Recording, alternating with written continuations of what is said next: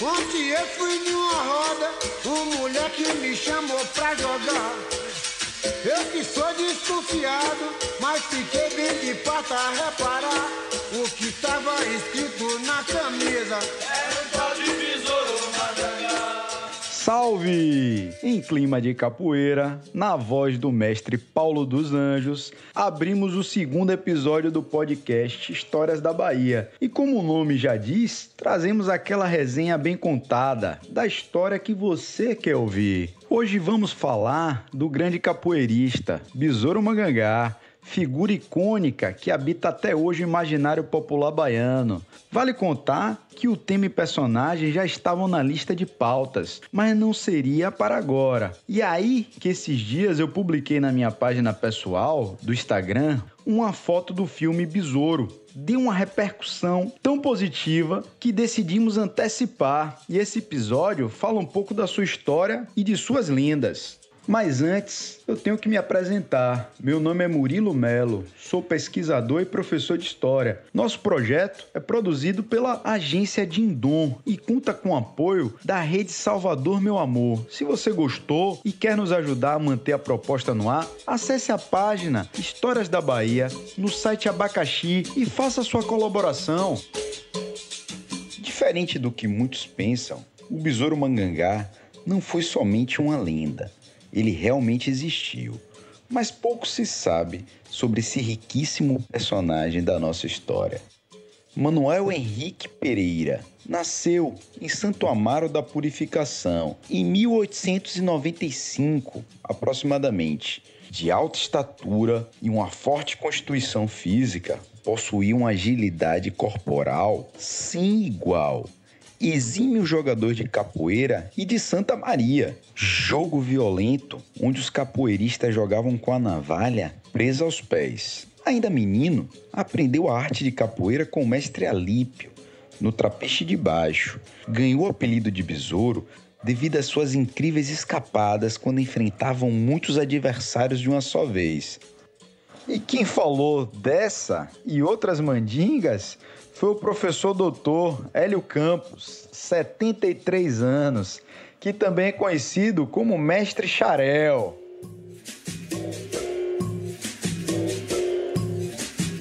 É aquele capoeirista que no século passado ele tinha o corpo fechado, dizia que ele tinha um corpo fechado. Ele era também considerado um capoeirista valentão, que desafiava as pessoas, malandro, né? Tinha essa característica bem marcante e sempre ele estava em desavença com a polícia. A polícia ia em busca dele para prender, né?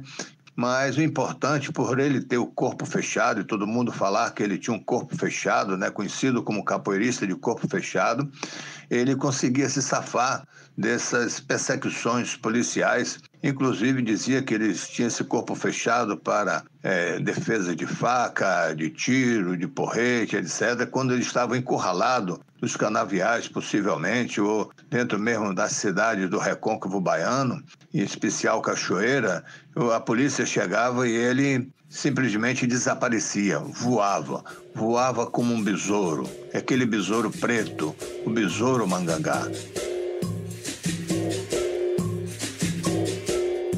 Durante a vida, relacionou-se com os bambas, valentões e malandros. Porém, nunca foi preso por cometer furto, roubo ou atividade criminal. Sempre se destacou por ser trabalhador. Suas prisões relacionavam-se às ações contra a polícia, principalmente no período em que esteve no exército. Besouro teria servido ao exército em determinada época de sua vida. Certo dia, viu entre os objetos confiscados pelo exército um birimbau, pois a capoeira era proibida naquela época. Besouro, que já era iniciado na capoeira, tentou com a patente de soldado resgatar o instrumento, mas não conseguiu, pois seu superior alegou que aquilo era uma ferramenta de vagabundo, de vadios, e que um soldado não tinha nada a ver com aquele tipo de instrumento. nem com aquele tipo de luta. O resultado foi uma briga entre Besouro e seu superior, que precisou de vários soldados para prender Besouro e deixá-lo em observação. Depois disso, Besouro foi expulso do exército e passou a trabalhar pelas fazendas do Recôncavo. E para você que não sabe o que é o Recôncavo Baiano, o Recôncavo Baiano é um recorte geográfico dentro do estado da Bahia. Ele abrange as terras que estão ao redor da grande e bela Bahia de Todos os Santos. É o interior primordial do Brasil. A brasilidade e a baianidade nasceram no Recôncavo Baiano, que se destacou ao longo da história por abrigar inúmeras cidades importantes na nossa história, como Maragogipe, São Félix, Cachoeira, Santa Amaro, São Francisco do Conde e dentre outras. Várias histórias e lendas da nossa Bahia e do nosso Brasil e elementos culturais nasceram sobretudo no Recôncavo, né? Vide a capoeira, vide o samba. É lá onde existiram as grandes fazendas, né? Os grandes latifúndios de cana do nosso período colonial e que vão se arrastar por todo o período imperial. Então, o nosso sentimento de Bahia, o nosso elemento de brasilidade é construído sobretudo nessa rica região da Bahia. Salve o Recôncavo! Dentre as lendas que cercam o Besouro, tem uma interessante, que é a maneira que ele presenteava os amigos. Era de costume do Mangangá presentear os mais chegados com penas de pavão, arrancadas do chapéu dos valentões do Recôncavo Baiano. Ao longo do tempo, inúmeras pessoas disseram ter parentesco com Besouro, mas o que é provado é que um grande capoeirista da Bahia foi sim seu parente, o mestre Cobrinha Verde, que conta mais uma das histórias deliciosas do Mangangá. Era de que uma vez Besouro conseguiu um emprego lá em uma usina de cana em Santo Amaro, e o patrão tinha a fama de não pagar os funcionários. Dizia que quando era chegado o dia do pagamento, o patrão simplesmente dizia que o salário quebrou para São Caetano. Essa era uma expressão usada na região que significava que não haveria salário. Além do mais, dizia que quem contesse o patrão era surrado e amarrado em uma árvore até o final do dia. Besouro, já tendo tomado conhecimento disso, ficou esperando sua vez de receber. Quando foi chamado, o patrão disse a frase: "Seu salário quebrou para São Caetano." Mas acontece que ele não estava falando com qualquer um. Besouro pegou o patrão pelo cavanhaque e disse: "Pague o dinheiro de Besouro cordão de ouro. Paga ou não paga?" O patrão, morrendo de medo, pagou o Besouro, que pegou o dinheiro e foi embora. Uma questão interessante é que durante muito tempo, Besouro não foi admitido como personagem real. O professor, doutor Pedro Abib, diretor do documentário Memórias do Recôncavo, Besouro e Outros Capoeiras, falou um pouco sobre o mito e seu processo de reconhecimento. Interessante é que ele sempre foi considerado uma lenda na capoeira. É um mito que povoava o imaginário dos capoeiristas e que estava nas músicas, e estava em alguns escritos, em lendas, em casos, né, contados pelos mais velhos, mas tudo estava no nível da lenda, né? E até que se encontra documentos, foi o professor Antônio Liberac, que hoje é professor da Universidade Federal do Recôncavo, ele descobriu alguns documentos que realmente comprovam que Besouro existiu, né? Inclusive alguns desses documentos relatam, né, que ele enfrentava a polícia e tal, era destemido, era valentão, como se dizia, né? Então acho muito interessante esse aspecto dele ter saído da lenda para a vida real, né? Para história concreta mesmo.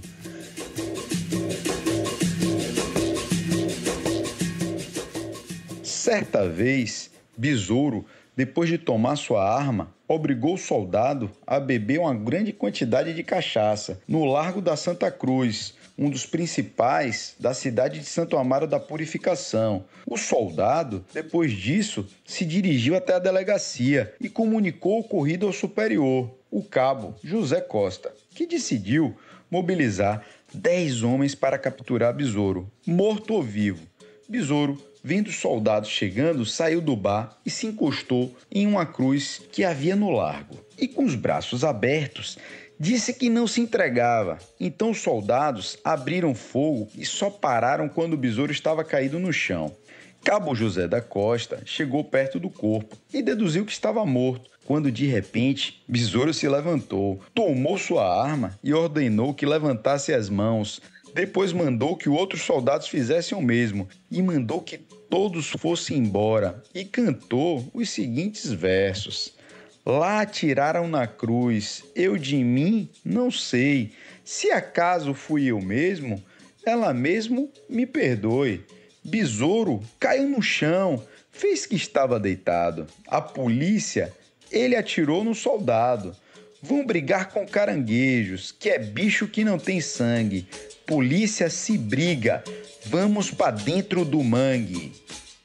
Como em toda a sua vida, a morte de Besouro não poderia ser diferente. É cheia de magia e de mistérios. Besouro tinha conseguido um trabalho como vaqueiro na fazenda do Dr. Zeca, fazendeiro da região do Recôncavo Baiano. Dr. Zeca tinha um filho, cujo apelido era Memeu, que tinha uma fama de valentão.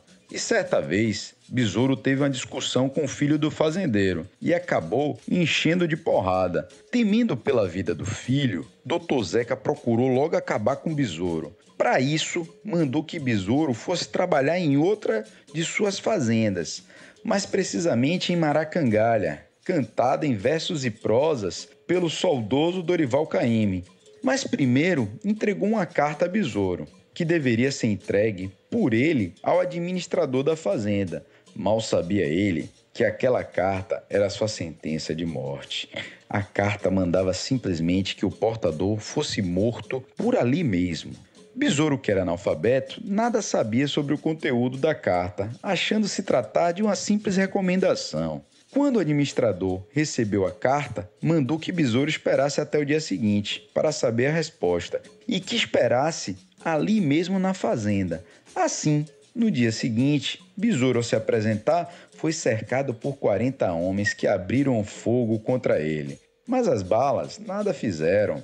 Então, um homem conhecido como Eusébio da Quibaca, provavelmente conhecedor das mandingas, atacou Besouro pelas costas com a faca de tucum, faca feita de madeira, de uma árvore que dizem ter poderes milagrosos e mágicos, e que era a única coisa capaz de ferir um homem de corpo fechado. Besouro morreu jovem, aos 27 anos de idade, no dia 8 de julho de 1924, mas deixou um legado até hoje. Conto ainda que Besouro, mesmo ferido, conseguiu fugir de canoa e chegar até a Santa Casa de Misericórdia em Santo Amaro, mas devido ao ferimento não resistiu. E o mais incrível é que tudo isso está documentado nos autos do processo lá em Santo Amaro. Foi movido por Caetano José Diogo contra Manuel Henrique, que é o nome de Besouro, né? Besouro é Manuel Henrique Pereira, vaqueiro mulato escuro natural de Urupi, residente na usina de Maracangalha. Dava entrada na Casa de Misericórdia de Santo Amaro da Purificação, com ferimento, perfuro inciso do abdômen. Veio a falecer no dia 8 de julho, às 7 horas da noite, conforme registro na Folha 42, volume do livro número 3, linha 16, leito 418, de entrada e saída de doentes. Muitos afirmam hoje em dia que a morte dele foi por negligência dos médicos de plantão, que resolveram não atender Besouro ferido com a perfuração possivelmente no abdômen e deixaram minguar da manhã até o anoitecer. Ele só foi morrer em 7 horas da noite. Então tá aí mais uma injustiça para com essa lenda, o Besouro Mangangá. Para finalizar, eu vou chamar novamente Pedro Abib, que destacou o lado humano de Besouro.